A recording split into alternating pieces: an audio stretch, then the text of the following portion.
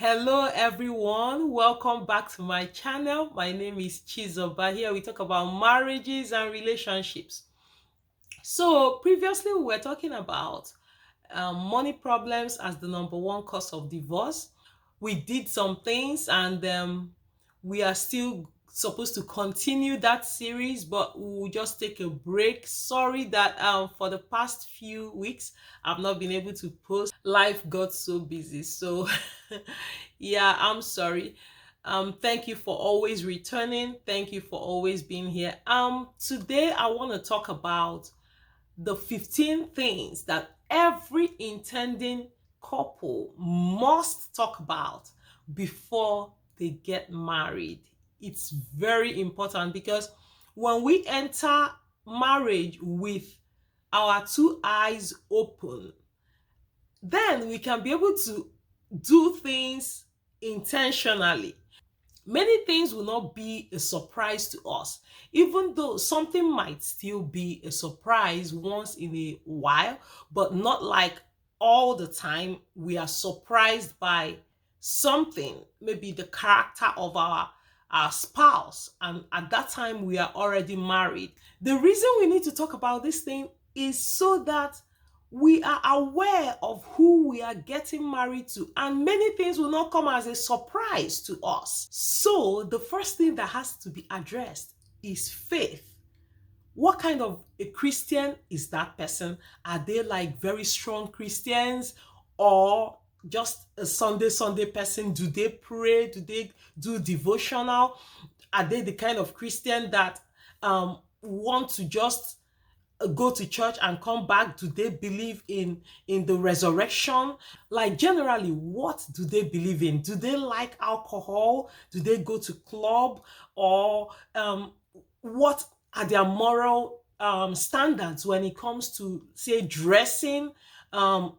Just some of those things are very important.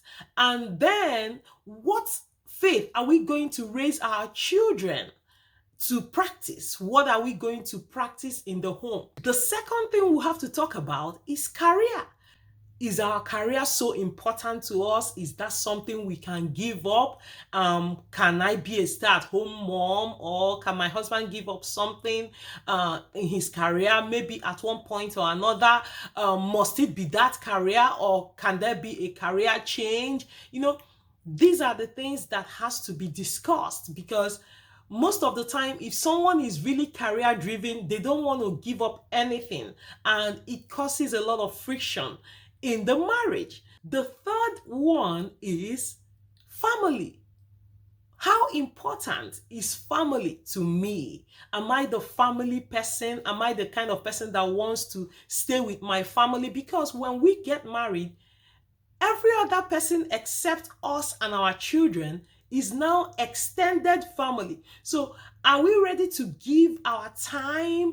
Are we the type of people that will rather hang out with our husband or wife than hang out with friends? Are we the kind of people that if the family needs something, we will rather give it to someone elsewhere than to put it in our family? Are we the kind of people that are protective of family? What are our values when it comes to family? Are we a closely knit family, or do we really not care? Whatever goes. The fourth thing we have to talk about is parenting. This is really huge because children, when they come, it becomes a change of life. Like, many things change. So it's like, okay, do we want children? How many children do we want? How do we take care of these children? What kind of parents are we going to be? Like, are we going to be the dedicated parents, always there for the children? Or are we going to be those people that, okay, we can actually get a nanny? Or are we going to be those people that will live for other people to parent, not really putting eyes on what is going on, but other people are doing all of the work? What kind of parents are we going to be? Are we going to be involved in every aspect of our children's life and development? And what if we don't even have children? What if the children don't come? what do we do? How do we handle extended family, people asking, when are you having children? Are we open to IVF or adoption? What is the husband's views? Because most especially is usually the husband and the husband's family saying, oh, this woman cannot produce children. How does the husband intend to defend his wife in the presence of his family? Is he going to grow weary? Because it's a major problem that has destroyed a lot of marriages. And we say it for better, for worse. But when it comes to having children, then we now find out that some men will go out there to get children. Also, what if we have a child and that child is disabled? How do we treat that child? And what are the memories we want our children to, at the end, when they grow up, to have of growing up, of family? That's all the things we have to discuss before we actually get married, so we are aware. The fifth one is money problems. So we have to talk about money because it's very important. We talk about, okay, how much do we make? How much do I make? We tell each other, how much do I have? Do I have any debts? If I do, how much is it? Who is better at doing the accounting, the money things? What are we going to be doing for one another when it comes to money? What do we expect to do with our money? What are our long-term goals, short-term goals? Also, what kind of accounts are we going to operate? Is it going to be joint? Is it going to be individual? How are we going to save? What if it doesn't work out the way we planned? How do we go about it? These are the things that are very, very important.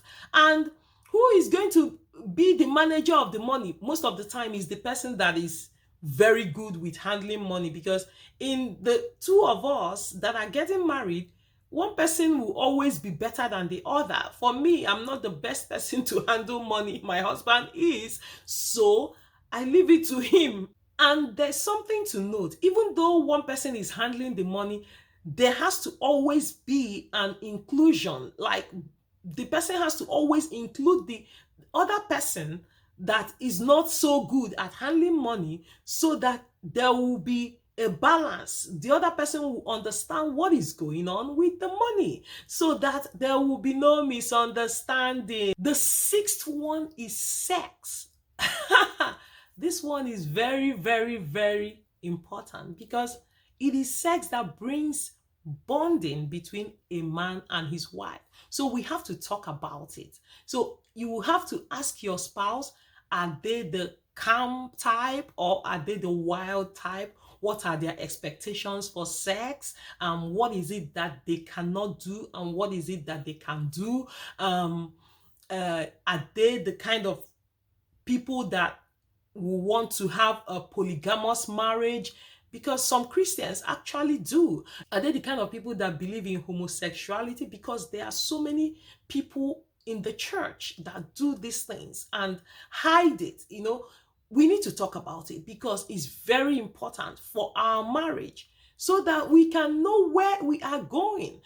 Are they the kind of people that believe in having extramarital affairs, side chicks? It's very important. What are their sexual preferences? Do they masturbate or even watch pornography? What kind of home do we want to have? Is our marriage going to be holy? Is our sex life going to be holy and just for the two of us? I say this because so many people that are even pastors, they practice some of these things. Even evangelists, people that call on God, they do all these things. So it's very important that we talk about it. We cannot keep quiet and sweep things under the carpet.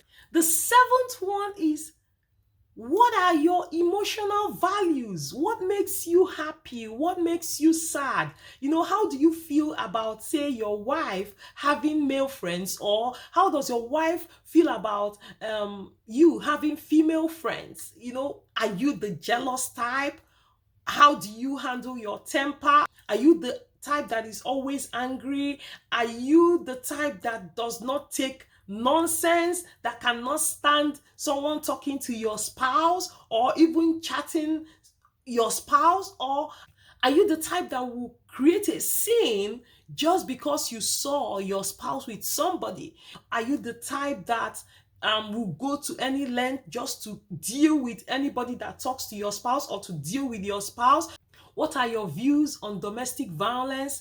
And what are your views on friends? Like your husband's friends, your wife's friends that they had before knowing you, and even the ones that you all are going to still make when you get married.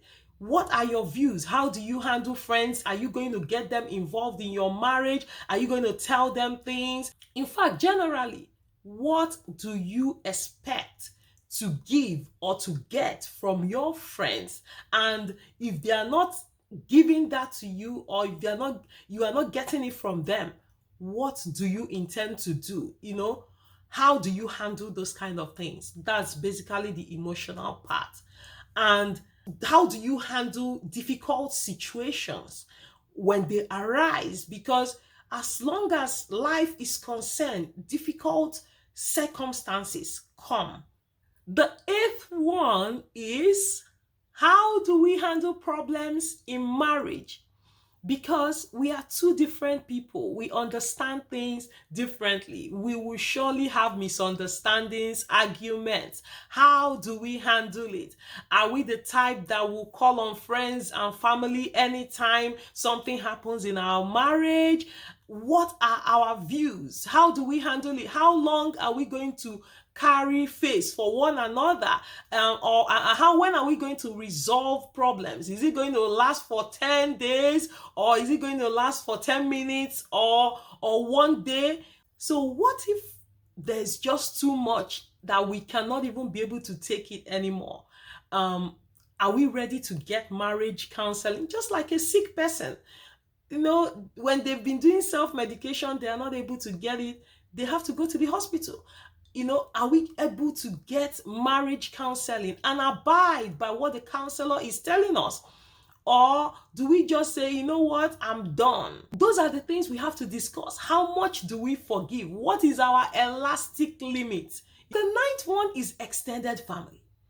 Now, we are getting married, but our extended family is still a big part of our family.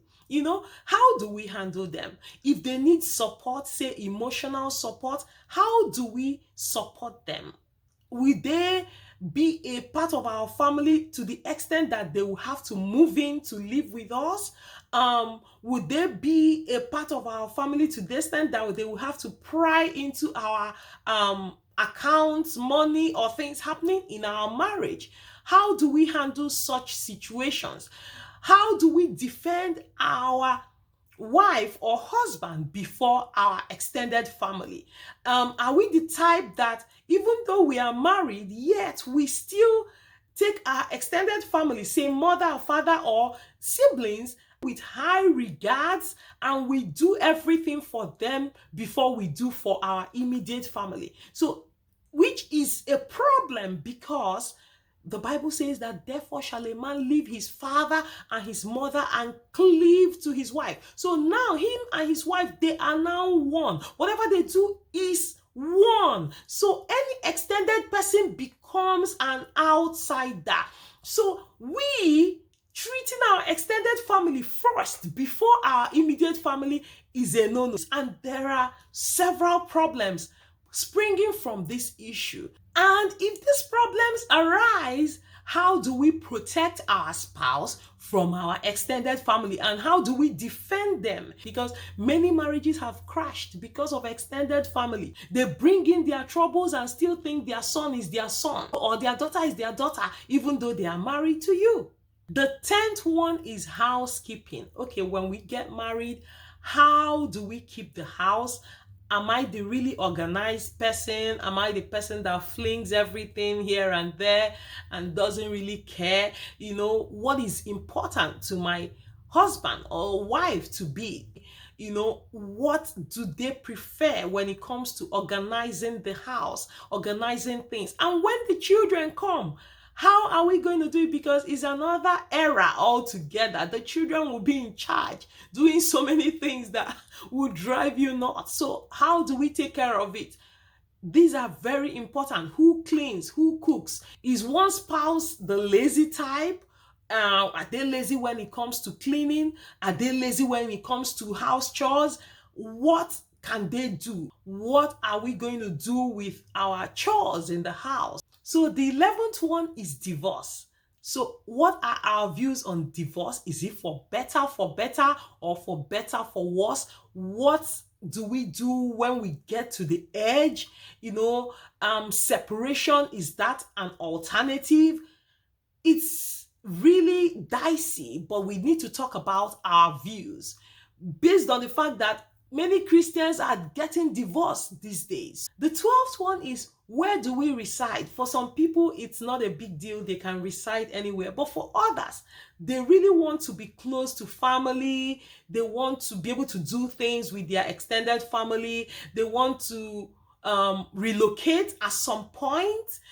Maybe they change jobs, or maybe depending on the kind of job the person does, they have to move all the time.